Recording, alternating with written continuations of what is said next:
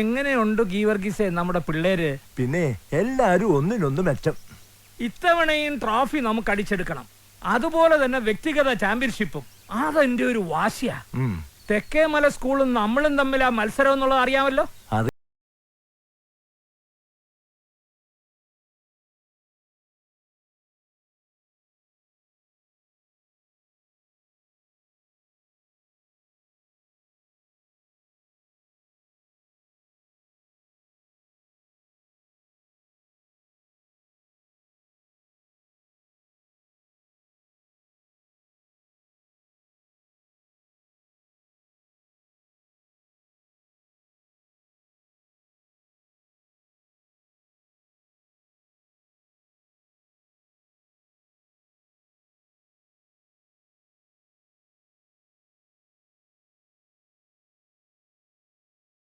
എല്ലാം കർത്താവ് നോക്കിക്കോളും. ഇല്ല, ഇവിടെ നിന്ന് അങ്ങനെ ആരും ഒരു സ്പോർട്സിനും പോകുന്നില്ല. കഴിഞ്ഞ വർഷം പരീക്ഷയ്ക്ക് മാർക്ക് കുറഞ്ഞ കാര്യം നിനക്കറിയാലോ. അതിന് പരീക്ഷ വരുന്നല്ലേ ഉള്ളൂ. അപ്പോഴേക്കും അവൻ പഠിച്ചോളും. ഇതാകെ 2 ദിവസത്തെ കാര്യല്ലേ ഉള്ളൂ. സ്കൂളിന് പേര് കിട്ടാൻ വേണ്ടി അവരങ്ങനെ പലതും പറയും. അതിനൊക്കെ നമ്മൾ തുള്ളാൻ നിന്നാലേ ഇവന്റെ ഭാവിയാ പോകുന്നത്. ഈ സ്പോർട്സ് ഒക്കെ പണക്കാർക്ക് പറഞ്ഞിട്ടുള്ള കാര്യ. ഈ പറഞ്ഞ ഒരു സ്പോർട്സുകാരും അവസാനം ഈ കുടുംബം നോക്കാനുണ്ടാവില്ല. എനിക്കെന്തെങ്കിലും പറ്റിയാലേ നീയാ ഇവരെ നോക്കേണ്ടത്. ആ ഓർമ്മ വേണം. അപ്പച്ചാ, ഈ പ്രാവശ്യം മാത്രം എന്നെ ഒന്ന് പോകാൻ വിടണം. ഇത്തവണ പോയാ പിന്നെ ഞാൻ ഒരു സ്പോർട്സിനും പോവില്ല. സത്യം ഒന്ന് പറ അപ്പച്ചാ. വീട് അപ്പച്ചാ. അതാണ് നിങ്ങളുടെയൊക്കെ ആഗ്രഹമെങ്കിൽ ഞാനായിട്ടത് മുടക്കുന്നില്ല. എന്നാ പോകാൻ ഒരുങ്ങിക്കോ.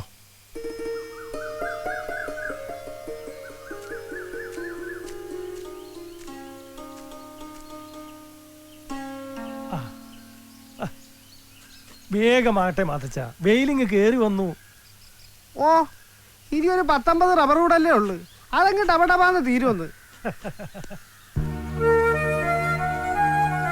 അപ്പച്ചാ,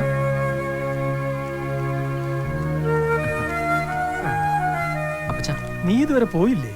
യാത്ര പറയാൻ വന്നതാ. അത് വെളുപ്പിനെ പറഞ്ഞതല്ലേ, പിന്നെന്താ വീണ്ടും ഒരു യാത്ര പറച്ചില്? ഞാൻ അപ്പച്ചനെ വല്ലാതെ വിഷമിപ്പിക്കുന്നുണ്ടെന്ന് എനിക്കറിയാം. എനിക്ക് സമ്മാനം കിട്ടാൻ അപ്പച്ചൻ പ്രാർത്ഥിക്കണം. അത് പിന്നെ ഇല്ലാണ്ടിരിക്കോ? നീ ഓടണം, ഒന്നാമതാവണം. ഇവിടെ മാത്രം പോരാ, ഇന്ത്യയിലെ 1ാമത്തെ ഓട്ടക്കാരനാവണം. അത് ഈ അപ്പച്ചനെ കാണണം. ഇല്ലയോടോ മാത്തച്ചാ? അതെ അതെ, യവൻ മിടുക്കനാവും. ഈ മല മുഴുവനും ഓടിക്കയറിയ കാലല്ലയോ ഇത്. ഇത്തവണത്തെ മത്സരത്തിൽ യവൻ തന്നെ ഒന്നാമൻ.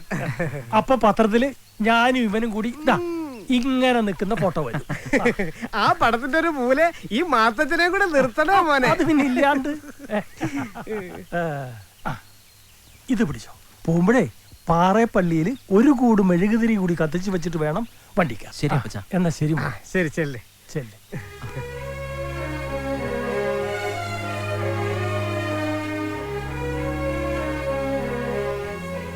എന്റെ പാറ മാതാവേ. എല്ലാരും വന്നേ, വീട്ടിൽ കയറിയിട്ട് പോവാ. വന്നേ.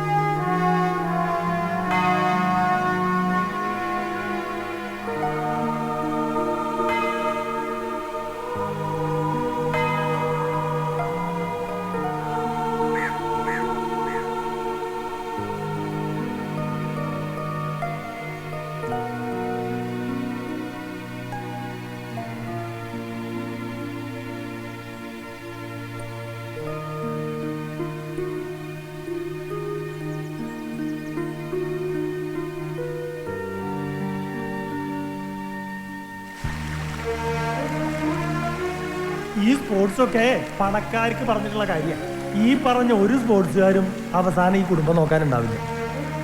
ഇപ്രാവശ്യം മാത്രം എന്നെ ഒന്ന് പോകാൻ വിടണം. ഇത്തവണ പോയ പിന്നെ പിന്നെ ഞാൻ ഒരു സ്പോർട്സിനും പോവില്ല, സത്യം.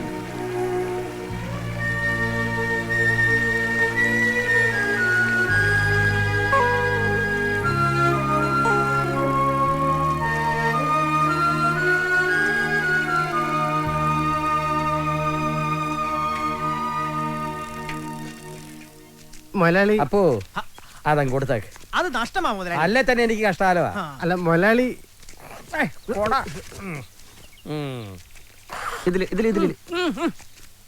എന്നാടാ വണ്ടായി കാണിക്കുന്നത്? ഈ കണ്ട പറമ്പ് മുഴുവൻ കിടക്കുമ്പോ ആരെയും തുപ്പി ആ തുപ്പല് കോളാമ്പി സൂക്ഷിക്കുവോ? അതിപ്പോ മുതലാളിയുടെ ഐഡിയ എന്താണെന്ന് എനിക്ക് അറിയില്ലല്ലോ. 10-12 വർഷം കൊടയും പിടിച്ച് കോളാമ്പിയും തൂക്കി എന്റെ പുറകെ തൂങ്ങിയിട്ടും എന്റെ ഐഡിയ നിനക്ക് ഇതുവരെ മനസ്സിലായില്ലല്ലോ. ഒന്ന് പറഞ്ഞു കൊടുക്കും മാത്തച്ച, ശരിയല്ലേടോ? പിന്നല്ലാതെ എന്റെ മൊലാളി ഇതുപോലൊരു ശരി ഞാൻ എന്റെ ജീവിതത്തിൽ കേട്ടിട്ടില്ല. അവനെ പിരിച്ചു വിടല്ലേ മൊലാളി, അവനൊരു കുഞ്ഞുകുട്ടി പരാധീനക്കാരൻ. ഓ അത് ശരി. അപ്പൊ താനും അവന്റെ ഭാഗത്തല്ലയോ? എന്റെ കണ്ണം നടയണം. പിന്നെ ഈ തോട്ടം നിങ്ങൾ തൊഴിലാളികൾക്ക് എടുത്ത് അങ്ങനെ പെരുമാറാവല്ലോ. അല്ലെങ്കിൽ തന്നെ ഇപ്പൊ അങ്ങനെ തന്നെ ആണല്ലോ. പേരിന് ഞാൻ ഒരു മുതലാളി, കാശ് മുഴുവൻ നിങ്ങൾക്കും. അല്ല ജോ എപ്പോ വന്നു? എന്താ കാലത്തെ? അത് മുതലാളി എന്നെ ഒന്ന് സഹായിക്കണം. എന്ത് സഹായം? എനിക്കിനി പഠിക്കണമെങ്കിൽ അഡ്മിഷനും ഫീസിനും ഒക്കെ ആയി കുറെ രൂപ വേണം. ആ ഇപ്പൊ വിദ്യാഭ്യാസം കച്ചവടമല്ലയോ വേണ്ടി വരും. അതുകൊണ്ട് മുതലാളി ഒന്ന് സഹായിക്കണം. വെറുതെ വേണ്ട, കടമായിട്ട് മതി. ഓ അക്കാര്യം മാത്രം ഇവിടെ പറയണ്ട. ആ നീ താമസിക്കുന്ന വീടും സ്ഥലവും ആരുടേതാന്നാ വിചാരം? മുതലാളിയുടെ. ആ അപ്പൊ അറിയാം. നിന്റെ അപ്പച്ചൻ നിന്റെ അമ്മച്ചിയെ കല്യാണം കഴിച്ച് വന്ന് കയറിയപ്പോ താമസിക്കാൻ കൊടുത്തതാ വീട്. ചെറിയ വാടകയിൽ താമസം തുടങ്ങിയിട്ട് വർഷങ്ങളായി. ആദ്യമൊക്കെ കൃത്യമായിട്ട് വാടക തന്നു. പിന്നെ വാടകയുമില്ല, രസീതുമില്ല. മാത്രമല്ല നിന്റെ അപ്പച്ചൻ പണി ചെയ്ത് തീർത്തോളാന്നും പറഞ്ഞ് കുറച്ച് കാശ് എൻ്റെ നിന്ന് വാങ്ങി. അത് ഇതുവരെ തിരിച്ചു തന്നിട്ടില്ല. അതുകൊണ്ട് എൻ്റെ മോനൊരു കാര്യം ചെയ്യും. എൻ്റെ മോന് ഇനി കോളേജിലൊന്നും പോണ്ട. ഇവിടെ എൻ്റെ ഈ തോട്ടത്തിൽ ഇങ്ങനെ നിന്റെ അപ്പച്ചനെ പോലെ പണിയെടുത്ത് വലിയ റബ്ബർ വെട്ടുകാരനായി പേരെടുക്കാൻ നോക്കണം. അങ്ങനെ വരുമ്പോ നിന്റെ അപ്പച്ചന്റെ കടവും തീരും, ഇവിടുത്തെ കാര്യവും നടക്കും. ഒന്ന് പറഞ്ഞ് മനസ്സിലാക്കി കൊടുക്കണോ മാത്തച്ച? വാടോ, പഠിക്കാൻ നടക്കുക. ആ പൂതി അങ്ങ് മനസ്സിൽ വെച്ചാ മതി. അങ്ങേര് പറഞ്ഞോർത്ത് മോൻ വിഷമിക്കണ്ട. നിന്റെ അപ്പച്ചൻ ജീവിച്ചിരിപ്പുണ്ടായിരുന്നെങ്കിലേ മുമ്പേ ഈ പറഞ്ഞു പോയ വർത്താനം ഉണ്ടല്ലോ, അത് അദ്ദേഹം പറയില്ലായിരുന്നു. നിന്റെ അപ്പന്റെയും കൂടെ അധ്വാനമാ ഈ കാണുന്ന തോട്ടമല്ല. കണക്ക് പറഞ്ഞാലേ അങ്ങേര് ഈ തോട്ടം നിന്റെ പേരിൽ എഴുതേണ്ടി വരും. അതെനിക്കറിയാം മാത്തച്ഛ, തിരിച്ചു പറയാൻ അറിയാഞ്ഞിട്ടല്ല. ഞാൻ എന്തെങ്കിലും പറഞ്ഞാ ചിലപ്പോ എന്റെ അപ്പച്ചന്റെ ആത്മാവ് അത് പൊറുക്കില്ല. അതുകൊണ്ടാ.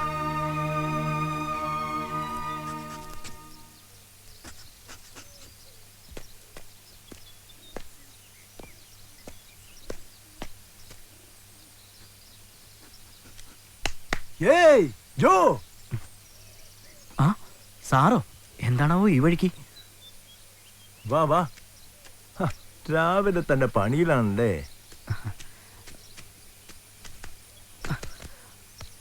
നീ ഇപ്പൊ എന്താ കോളേജിലൊന്നും പോകുന്നില്ലേ? പോണെന്നുണ്ട്, പക്ഷെ അതിന് കോളേജിലൊക്കെ അഡ്മിഷൻ കിട്ടിയിട്ട് ആരെങ്കിലും പോവാതിരിക്കടോ? ആഗ്രഹമില്ലാഞ്ഞിട്ടല്ല സാർ. നിന്റെ വിഷമം എനിക്ക് മനസ്സിലാവുന്നുണ്ട്. ആ ഞാനൊന്ന് നോക്കട്ടെ.